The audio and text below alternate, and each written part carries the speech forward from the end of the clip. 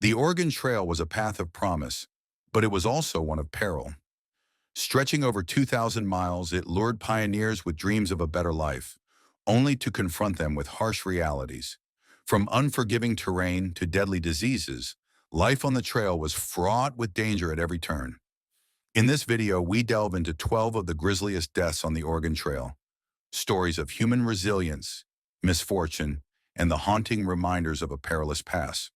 If you're captivated by tales of courage and calamity from history's wildest chapters, make sure to subscribe to our channel. There's always more to explore, and we'd love to have you on this journey with us. The Whitman Massacre. During the 19th century, popular culture often portrayed Native Americans as a major threat to settlers traveling west. However, historical records indicate that direct violence between Native Americans and immigrants on the Oregon Trail was relatively uncommon. Between 1840 and 1860, approximately 360 settlers lost their lives in such encounters, a fraction of the thousands who journeyed westward. Yet when tensions escalated into conflict, the outcomes could be devastating for all involved. One of the most infamous events tied to the Oregon Trail involved Narcissa and Marcus Whitman, missionaries whose story marked a pivotal moment in the history of the American Northwest. The Whitmans played a prominent role in westward expansion, leading the first large immigrant party across the Oregon Trail and establishing a mission near present-day Walla Walla, Washington in 1836. Their aim was to convert and educate the Cayuse people while providing medical care and aid to settlers. However, cultural misunderstandings, competition over resources, and conflicting worldviews fostered distrust between the Whitmans and the Cayuse over the next decade. Tensions reached a critical point in 1847 when a measles outbreak devastated the Cayuse population. Lacking immunity to the disease, many Cayuse fell ill and succumbed, while nearby settlers appeared to suffer far fewer fatalities. This disparity deepened suspicions among the Cayuse, who attributed the epidemic to Marcus Whitman's medical treatments, fearing he had caused the illness deliberately. Such beliefs were not uncommon during this era, as indigenous communities often struggled to reconcile the arrival of settlers with the devastating diseases they brought. In the wake of this tragedy, the Cayuse leadership confronted the Whitmans, accusing Marcus of wrongdoing. The situation escalated, leading to their deaths, along with others at the mission. This incident, later referred to as the Whitman Massacre, shocked the nation and catalyzed significant changes in the region's governance. It spurred the U.S. Congress to formally establish the Oregon Territory in 1848, laying the groundwork for further expansion. While the Whitmans' legacy is debated, some view them as pioneers of westward expansion, while others see them as symbols of cultural imposition. Their story illustrates the complexities of settler and Native American interactions. It underscores how misunderstandings, disease, and competing interests shaped the tragic history of the Oregon Trail. The Triscuit Gang gunfight. In August 1852, a gang of gold robbers led by brothers Henry and Jack Triscuit passed through the Oregon Trail, fleeing eastward after their exploits. Their journey brought them to Sailor's Diggins, Oregon, a bustling mining town that would later be renamed Waldo. At its peak, Sailor's Diggins was one of the largest settlements in the Oregon Territory, thriving due to the gold rush, but also notorious for its chaotic and unregulated environment. The town was a haven for miners, traders, and adventurers, yet its lack of formal law enforcement often led to disorder. The Triscuit brothers and their gang wasted no time immersing themselves in the town's rowdy atmosphere. After arriving, they headed directly to a local saloon where the day unfolded into heavy drinking and growing tension. Accounts suggest that the gang's unruly behavior soon spiraled, culminating in a spontaneous act of aggression. One member reportedly brandished a firearm, which resulted in the tragic loss of an innocent life. This incident triggered widespread panic and confusion as the gang continued to escalate the situation. In the chaos that followed, reports claim the Triscuit gang took the lives of 17 more individuals and looted a repository containing $75,000 worth of gold, a significant sum at the time. The theft not only shocked the local community, but also symbolized the vulnerabilities of frontier towns, where wealth often moved faster than the infrastructure needed to protect it.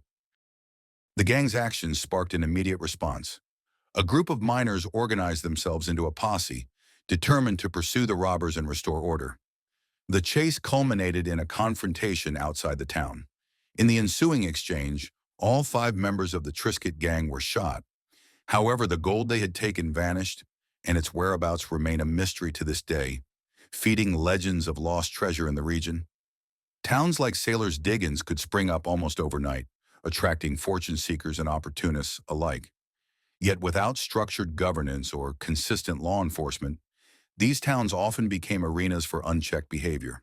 The Triscuit gang's story, though steeped in tragedy, underscores the precarious balance between opportunity and risk in the American frontier. It also adds a layer of intrigue to the history of the Oregon Trail, leaving behind questions of what happened to the stolen gold and how such events shaped the settlement's eventual decline into a ghost town. Richard Harvey, a wagon wheel. Tragedies on the Oregon Trail spared no one, regardless of age or circumstance, and the risks of the journey were many. Among the most heartbreaking losses was that of 8-year-old Richard Harvey, who met his end in one of the most perilous ways imaginable, an accident involving a wagon wheel.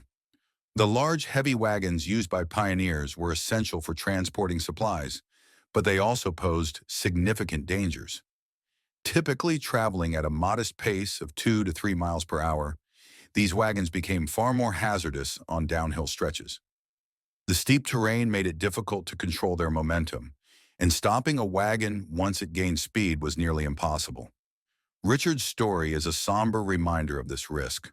While attempting to climb into the moving wagon, he tragically fell beneath its wheels.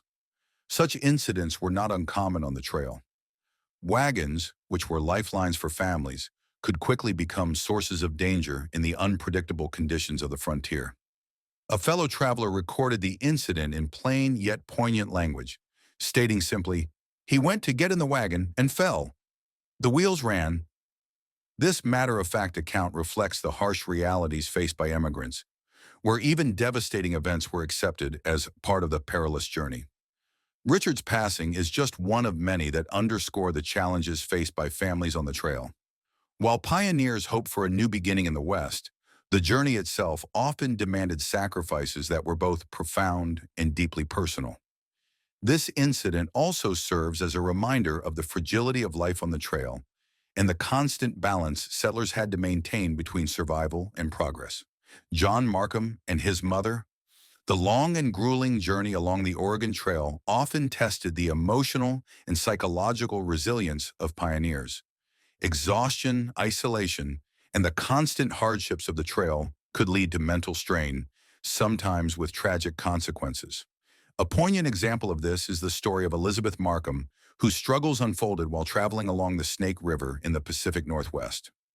One fateful day, Elizabeth reportedly declared to her husband, Samuel, and their 5 children, that she could not continue the journey. Her refusal to proceed left Samuel with a difficult decision. Unable to persuade her to move forward, he took their children in wagons, leaving Elizabeth behind with plans to return for her later. Concerned for her safety, Samuel sent their teenage son John back to bring her to the group. What followed remains a subject of conflicting accounts. Elizabeth eventually rejoined the family on her own, but claimed that she had harmed John during their encounter. Alarmed, Samuel rushed back to find his son. During this period of confusion, another calamity struck. The family's supply wagon caught fire. Accounts suggest Elizabeth was present near the burning wagon, her demeanor described as deeply troubled. Other pioneers in the group quickly worked to extinguish the flames, salvaging what they could of the family's provisions. The details of John's fate vary. Some reports suggest he was unharmed, while others claim he was injured but survived. A few accounts even allege that he succumbed to injuries, though these remain unverified.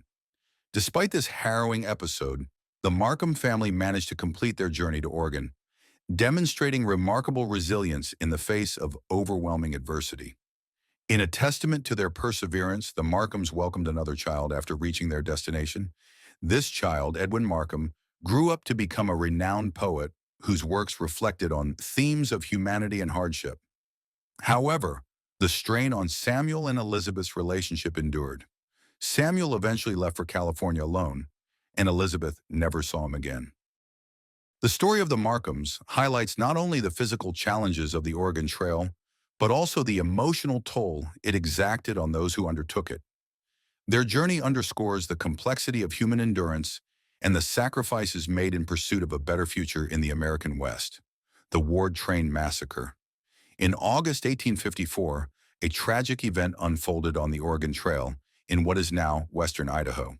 The Ward family emigrant party, consisting of 20 members, was caught in an ambush by a group of Shoshone individuals. This devastating incident claimed the lives of 18 members of the group, leaving only 2 young boys as survivors. The attack shocked immigrants and authorities alike, highlighting the ongoing tensions between settlers moving westward and indigenous communities responding to encroachments on their lands. For many Native groups, such confrontations were rooted in the broader context of displacement, resource competition, and misunderstandings between cultures. The incident led to a significant shift in U.S. military policy regarding the protection of westward-bound settlers. Recognizing the vulnerability of wagon trains traveling through remote regions, the military decided to abandon some of the forts it had established along the trail. Instead, they prioritized providing military escorts for immigrant groups, aiming to reduce the risk of future confrontations. In 1855, a year after the ambush, the U.S. Army launched a retaliatory expedition. Their aim was to respond to the attack and assert control in the region. During the campaign, they targeted and arrested more than a dozen Shoshone individuals. However, many of those affected were not directly involved in the initial ambush, reflecting the broader challenges and ethical complexities of such military responses. This series of events underscores the fraught relationship between Native American tribes and settlers during the westward expansion. While the Ward family tragedy remains a somber chapter in the history of the Oregon Trail, it also serves as a reminder of the wider consequences of cultural clashes during a period of profound transformation in the American West. John Shotwell and gun. The fear of Native American attacks, often fueled more by anxiety than actual threat, led many settlers on the Oregon Trail to heavily arm themselves. Emigrant groups carried an astonishing number of firearms, but many pioneers had little to no experience using them. This lack of training frequently resulted in accidents that caused harm to both the settlers and those around them. One of the earliest recorded fatalities from such an accident involved a man named John, or James according to some sources, Shotwell in 1841. His death occurred when he reached for a rifle improperly stored with its muzzle pointing toward him. Tragically, the firearm discharged, ending his life. Accidental discharges and reckless gun handling were widespread on the trail, with firearms being treated more as tools of comfort than as instruments requiring skill and care. The incessant firing of guns, often without any clear purpose, was not uncommon, reflecting both a lack of knowledge and the settlers' deep-seated fears about their journey. These behaviors led to thousands of injuries and fatalities over the years. As wagon trains moved farther west, the prevalence of such incidents began to decline. This was partly due to immigrants gaining more experience with their weapons and learning safer handling practices. Others simply grew weary of carrying and using their firearms, choosing instead to focus on the practicalities of survival.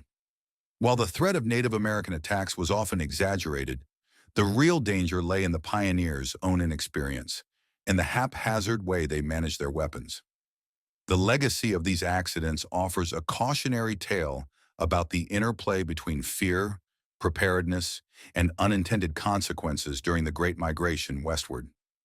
The Fetterman Fight. Pioneers in the mid-19th century continually sought alternative routes to reach the West, hoping to find paths that were shorter and less arduous than the well-trodden Oregon Trail. One such route was the Bozeman Trail, which stretched from the Bighorn Mountains in Wyoming to the goldfields of Montana. While promising in theory, the route traversed lands that had already been ceded to local indigenous tribes, including the Shoshone, under existing treaties. These lands were deeply significant to the tribes, both culturally and economically, intensifying tensions as settlers began encroaching upon them. By 1866, the Civil War had ended, and the Bozeman Trail was in frequent use by immigrants seeking prosperity in the West. The U.S. Army had constructed several forts along the trail to protect settlers, but this action was seen as an intrusion into tribal territories and a violation of agreements. The influx of settlers, coupled with military presence, created a volatile situation in the region where the legality of such incursions was highly questionable. Lakota Chief Red Cloud emerged as a key figure opposing this encroachment. Although a peace treaty had been proposed, the mounting pressures on native lands prompted Red Cloud to reject its terms and actively resist the settlement of the region. His opposition gave rise to what is now known as Red Cloud's War, a sustained campaign of resistance against U.S. forces. The conflict reached a turning point on December 21, 1866, in what became known as the Fetterman Fight, or the Battle of the Hundred Slain. In this confrontation, an American detachment of 80 soldiers under Captain William Fetterman encountered an overwhelming force of around 1,000 Cheyenne, Arapaho, and Lakota warriors, including the renowned leader Crazy Horse. The American troops were surrounded and overwhelmed, resulting in the loss of the entire unit. Most accounts suggest the troops were unprepared for the scale and strategy of the opposing force, which relied heavily on traditional methods of warfare. The devastating outcome for the U.S. Army underscored the depth of native resistance to westward expansion. Following this event, known for its profound impact on the U.S. military, the Bozeman Trail was soon abandoned. Red Cloud's War is remembered as a rare and significant victory for indigenous peoples during a period when they faced relentless pressure from settlers and government forces. It stands as a reminder of the resilience and agency of Native American leaders and communities in the face of immense challenges, the Utter-Van Ornum attack. As settlers ventured further westward into territories now known as Montana, Wyoming, and Idaho, their presence sparked years of escalating tension with the Shoshone people. These lands, central to the Shoshone's way of life, became increasingly contested as emigrants pushed through on their journey along the Oregon Trail. The culmination of these hostilities occurred on September 8, 1860, when a wagon train led by Elijah P. Utter encountered a devastating attack northeast of present-day Murphy, Idaho. The wagon party, consisting of 44 individuals, including 21 children, faced repeated assaults over a grueling 2-day period. The settlers attempted to defend themselves, but as exhaustion and desperation mounted, the group split apart. Each family took its own wagon in a bid to escape. Tragically, this decision left them even more vulnerable to continued attacks. Among the casualties were Elijah Utter, who lost his life while trying to safeguard his family, and his wife and 3 children, who were struck down as they sought to recover his body. Survivors of the initial attacks managed to travel over 75 miles to establish a temporary camp. From there, a smaller group, including members of the Van Ornum family and 2 of the surviving Utter boys, set out to seek help. However, this rescue effort ended in tragedy when the adults in the group were knocked out and the children were taken captive. The remaining settlers at the camp endured dire conditions. Many, including the children, succumbed to starvation as they awaited relief.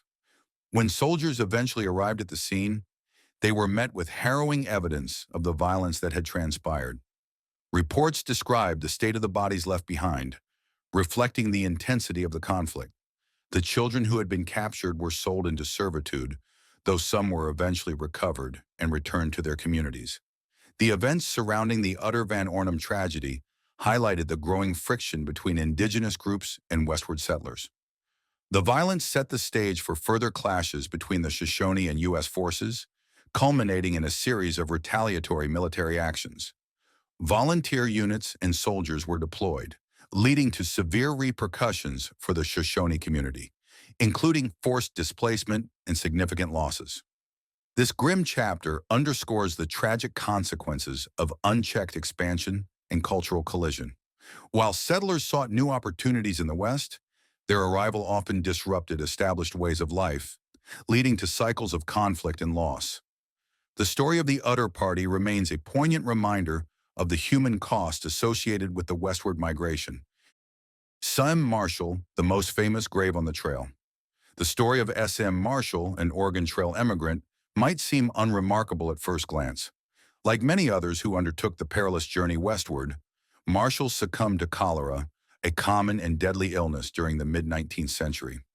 He passed away on May 27, 1849, somewhere in Kansas.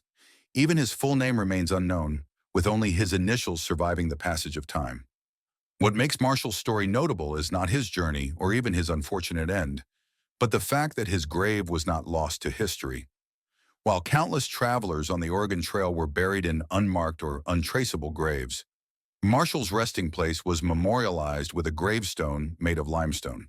This marker bore his name and stood undisturbed for 80 years, a rare testament to an individual life amid the many untold stories of westward migration.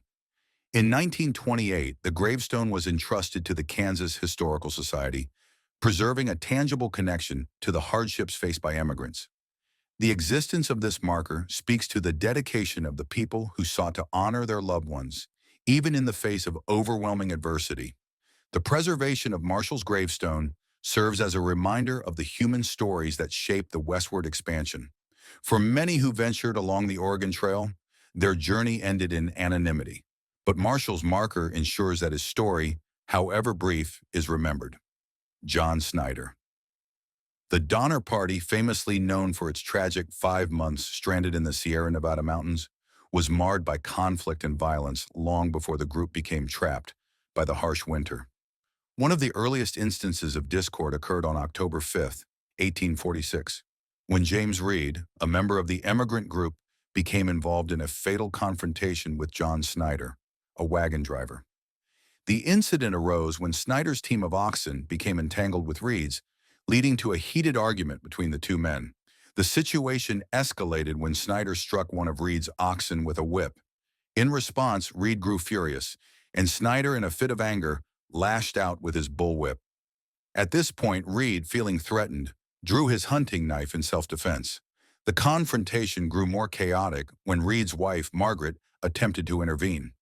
In a moment of extreme emotion, Reed responded by knocking Snyder down. Though the emigrants were divided over what to do with Reed, some of the group considered taking his life, but they ultimately decided against execution. Instead, they expelled him from the group, forcing him to leave his wife and children behind. Reed was left to continue on his own, which, in a tragic twist of fate, allowed him to avoid the severe winter weather that would soon trap the rest of the Donner Party. Remarkably, Reed managed to reach safety and eventually played a crucial role in the rescue of the stranded group. He led one of the rescue parties that brought supplies and assistance to the survivors. After the ordeal, Reed was reunited with his family and later relocated to San Jose, California, where he became a part of the town's growing community. This incident reflects the intense pressures and emotional strain experienced by immigrants during the journey west. Reed's story, marked by both personal loss and eventual redemption, serves as a reminder of the complex and often tumultuous human experiences that define the westward expansion. Platte River cholera. One of the most significant threats that travelers faced on the Oregon Trail was cholera, a deadly waterborne illness capable of claiming a life within a matter of hours, even for the strongest individuals. The disease, which spread rapidly through contaminated water, became infamous for its devastating impact on immigrants making their way westward. Numerous accounts from the trail recount the tragic effects of cholera, with many of these occurrences taking place along the Platte River, which winds through Nebraska and Wyoming. The Platte River, primarily composed of brackish water, provided a natural water source for wagon trains, but it was not without its dangers. The emigrants would often camp near the fresh streams that fed into and drained from the river, seeking a cleaner water supply for drinking and daily use. However, these streams, frequently used by large numbers of travelers for washing and setting up camp, lacked any natural filtration system. As a result, the water became heavily contaminated with bacteria, contributing to the spread of cholera. The disease struck with terrifying speed, especially among those already weakened by the hardships of the trail. The effects of Platte River cholera were felt across thousands of immigrant families. Tragically, many who fell victim to the disease were buried in hastily dug, unmarked graves along the riverbanks, their names and stories fading into obscurity. Entire families were lost, and the graveyards of the Oregon Trail became silent witnesses to the hardships that immigrants endured in their pursuit of a new life in the West. The cholera outbreaks along the Platte River serve as a stark reminder of the dangers that pioneers faced beyond the physical challenges of the trail itself. Challenges that often came from the most basic necessity of survival: water. The contamination of water sources, combined with the lack of medical knowledge and effective treatments at the time, made cholera a constant and unpredictable threat. The experiences of those who fell ill or lost loved ones to this ruthless disease are woven into the broader narrative of the Oregon Trail, illustrating not only the physical but also the emotional toll that the journey took on its travelers. Donner Party. Although the Donner Party did not travel along the Oregon Trail, opting instead for the less-traveled California Trail, their ill-fated journey remains one of the most notorious stories of westward migration. On April 16, 1846, a caravan of wagons carrying 89 men, women, and children from the Donner and other families departed Springfield, Illinois, heading toward California. Initially, their journey progressed without major incident, but they soon encountered difficulties in Wyoming. There, the group was misled by a guide who promised a shortcut through a newly proposed route across Utah's Wasatch Mountains, an incredibly hazardous path that would later prove disastrous. The group lost precious time following the ill-advised route, and by the time they reached the Sierra Nevada mountains in California, winter had already set in. The timing of their arrival in the mountains would prove to be their undoing. By late October, a severe storm trapped them in the mountain passes, cutting off any possible escape. With supplies dwindling and the brutal cold making survival increasingly difficult, the party found themselves at the mercy of nature. The families, many of whom had little experience with harsh outdoor conditions, were forced to make unimaginable decisions in order to survive. They consumed their oxen, which had previously been used to support the structure of their cabins, just to stay alive. As winter stretched on, a small group of volunteers set out to cross the mountains on foot, hoping to reach help. However, the treacherous conditions claimed the lives of most of these individuals. After a month of harrowing travel, a few survivors stumbled upon a small farming community, exhausted and emaciated. Despite their perseverance, only 45 of the original 89 members of the Donner Party ultimately survived the ordeal. The story of the Donner Party has become a tragic symbol of the perils faced by pioneers on the Western trails. It highlights the challenges of survival in the untamed wilderness and the unforeseen consequences of poor decisions. The group's misfortune was compounded by a combination of bad judgment, inexperience, and harsh environmental factors. While the California Trail was known for its potential dangers, few could have predicted the degree of calamity that would befall the Donner Party. Their journey serves as a stark reminder of the risks that pioneers took in pursuit of a better life, and the limits of human endurance when faced with the unforgiving forces of nature. As we've seen, the Oregon Trail was fraught with danger at every turn, where the promise of a new life often came at an unimaginable cost. From deadly diseases to the harsh landscape, the struggles of the pioneers left behind countless tales of sorrow and survival. These 12 grisly deaths serve as a haunting reminder of the true perils that shaped the old American West. If you found these stories as chilling as they are captivating, be sure to subscribe to our channel for more fascinating and eerie glimpses into the untold histories of the Old West. Don't miss out on more stories that uncover the forgotten, the macabre, and the courageous moments of our past.